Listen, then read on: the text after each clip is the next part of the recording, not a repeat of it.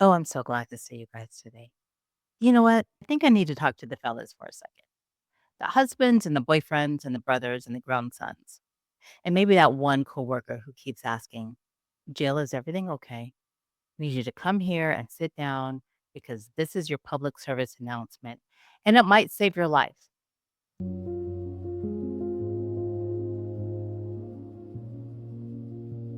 Because I know you've noticed something's been happening to the women in your life, and almost none of you have known what to ask.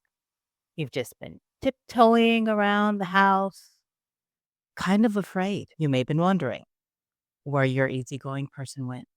Where did she go? You may have foolishly asked the question. You know what? We'll get to the question.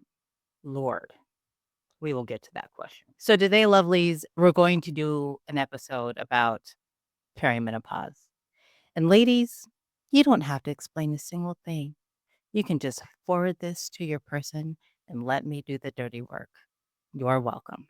Welcome or welcome back, lovelies. It's Noelle off the clock. Couch is comfy, drink is on my side, and today we're talking about the thing that nobody warned us about, and somehow nobody told the men either.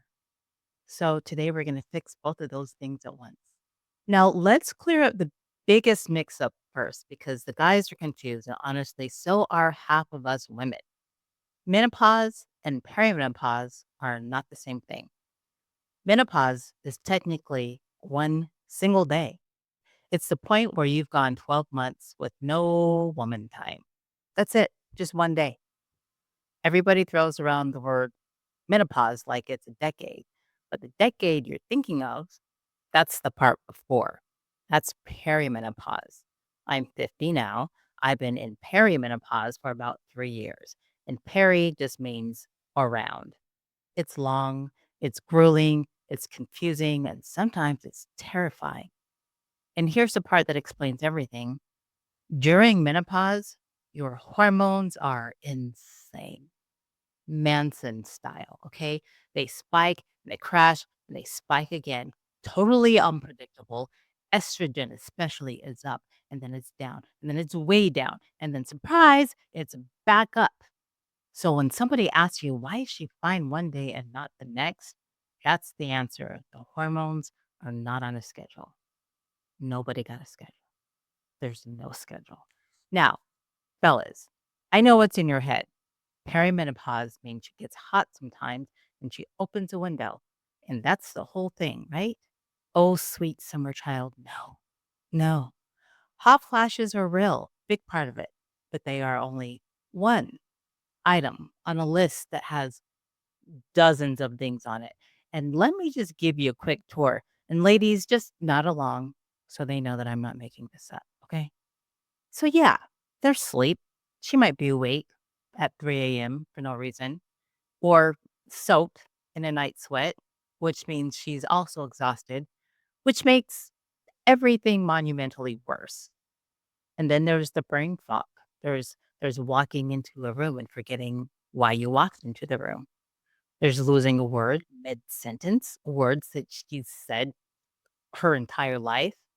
It's like your brain is buffering, AOL buffering. She's not spacing out. That's actually a documented symptom. There's the mood stuff. And this is the big one we kind of joke about, but it's so serious. Now, anxiety comes out of nowhere. Irritability, the rage, a short, hot, surprising rage that even she is startled by. Again, complement of hormones. And then there's the body, the joint aches, the heart palpitations, weight that settles in new places no matter what she does. Okay. There's changes in desire and comfort in the bedroom that she may feel weird bringing up because why? So, okay, you might be saying, yeah, yeah, no, I know those things. I get it. I've read a pamphlet. I want to tell you what's not in the pamphlet that makes us feel like we are completely out of our minds. Okay? I'm going to start with our ears itching deeply in a place that can't be reached. Oh, and they ring like dog whistle ring. Nobody else can hear it, but it's not just the ears. Suddenly, Our entire body itches for no apparent reason. We can pass out. We smell things that aren't there. And the things that we smell that are there, oh, we hate. We hate it. I hate eggs now. Ugh. We experience something called burning mouth syndrome. God, I wish I were making this up. We can develop sudden allergies. We get body odor like we're 14 again. Our hair falls out. We start belching. Everything tastes like metal. And on top of that, everything makes us cry. The other day, I cried 4 times. Once, because I saw a 3-month-old. Another time is because I saw a 2-year-old. Then again, when a 5-year-old spoke to me. And a fourth time, I cried out of frustration because I couldn't figure out why babies were making me cry. So when I say she's managing a lot right now, I mean she might be quietly handling 6 of those all at once on 4 hours sleep while still showing up for everybody. Now, obviously, not every single woman is going through all of these, but many of us are. And it's weird. Okay, gentlemen, lean in. I'm going to give you the cheat code to stay safe, okay? When she's upset or snippy or crying or 3 seconds from launching a coffee mug across the kitchen, there is a question that has ended relationships. And I'm going to tell you what it is. Are you ready?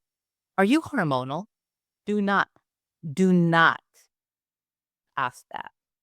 Here's why it lands like a grenade, even if it is partly the hormones.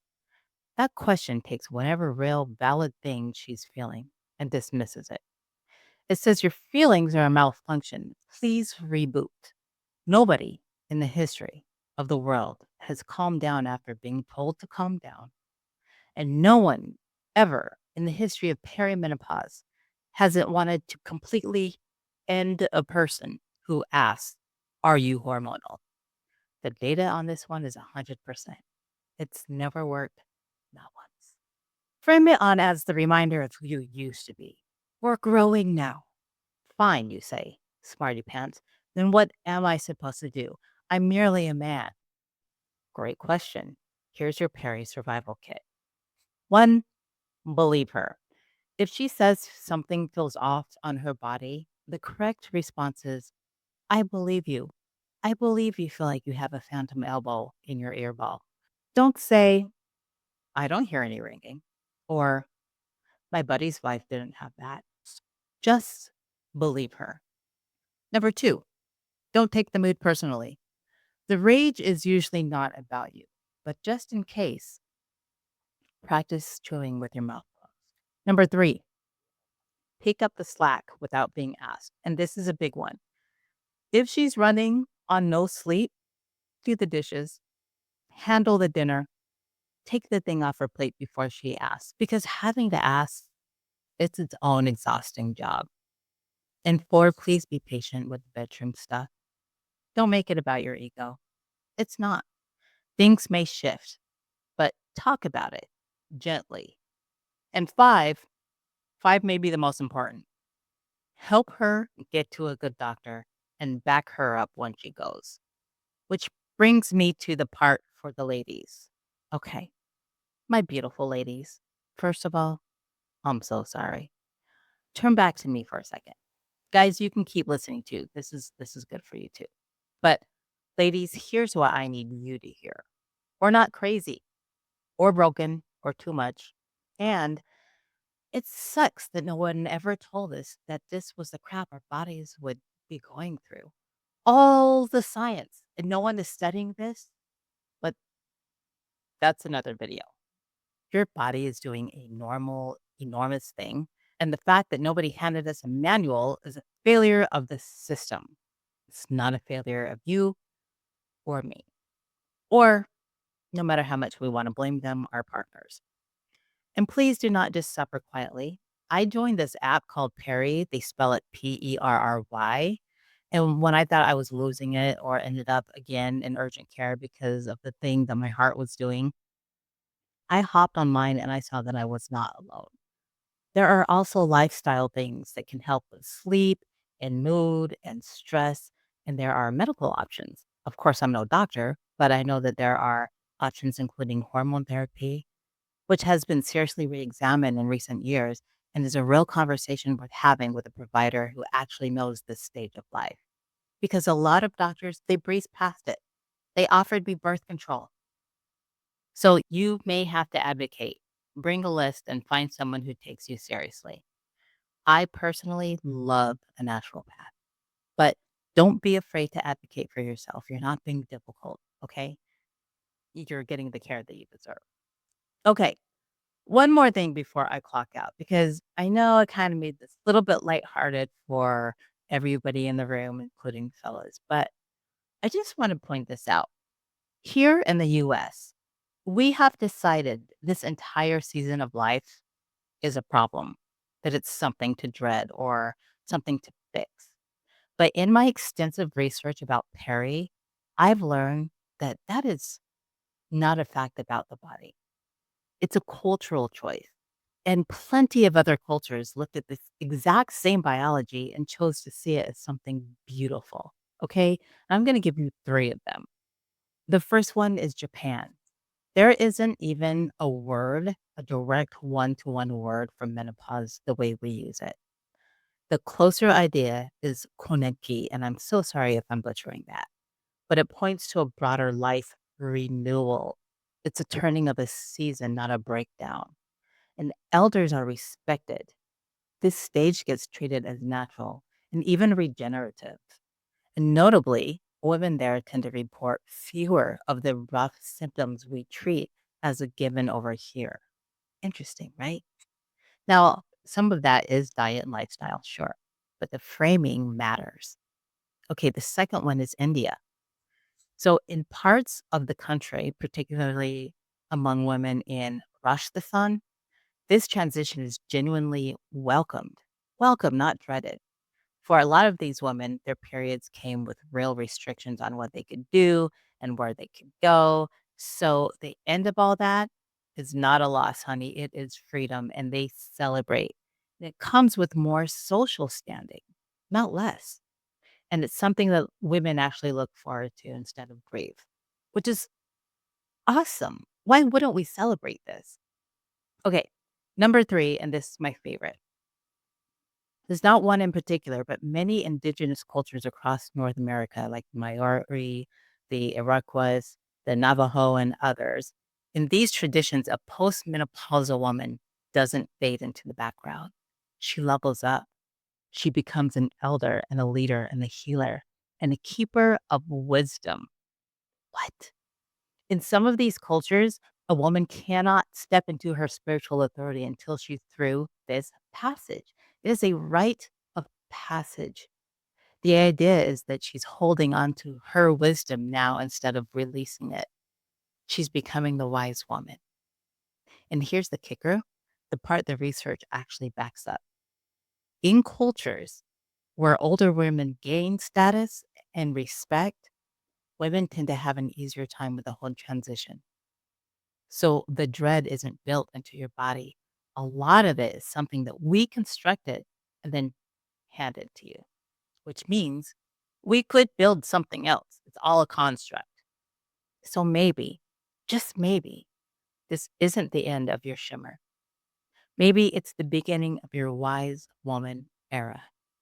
I, for one, fully intend to become a slightly terrifying elder with strong opinions and zero patience for nonsense. Come with me. So that's it. Fellas, you are now dangerously well informed. You're welcome. And ladies, you can stop explaining and start forwarding. And all of us, all of us can stop pretending that this doesn't exist. And the foolery that we are experiencing does need to be studied. But if this one helped, or if you've got a guy in your life who needs the field guide sent his way, please forward this. And if you want to keep hanging out with me over here, you know what to do. Subscribe and stick around because I will have much more to say very soon. All right, y'all. I'm clocking out. Peace.